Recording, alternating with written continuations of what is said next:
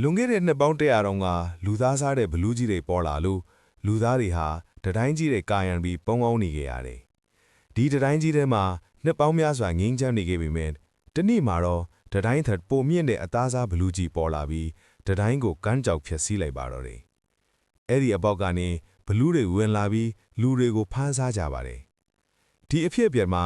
မင်းသားအေရန်ဟာသူ့ချစ်သူမိခါဆာကိုကယ်တင်ဖို့ကြိုးစားခဲ့ပေမဲ့လူအုပ်ပိပြီးကွဲကွာသွားနေပါတယ်။မိခါဆာကိုဘလူးစားသွားပြီလို့ပဲအေရန်တယောက်ထင်မှတ်ထဲပါတယ်။နှစ်အကြာမှာတော့အေရန်ဟာနာကြီးချက်တွေနဲ့စစ်တပ်ထဲဝင်ပြီးပြတ်သွားတဲ့တတိုင်းကိုပြန်ဖို့တာဝန်ယူခဲ့ပါတယ်။အံ့ဩစရာကောင်းတာက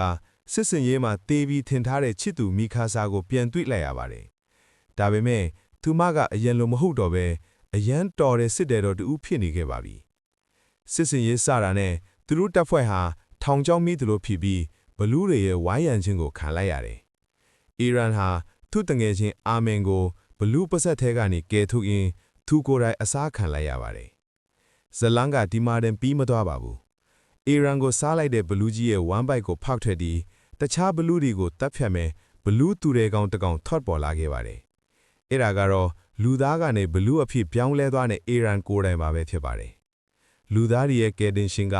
လူလားဘလူးလားဆိုတာကိုတော့နောက်ထပ်တစ်ပိုင်းမှာထပ်တင်ပေးသွားပါမယ်။အားလုံးကိုကျေးဇူးတင်ပါတယ်။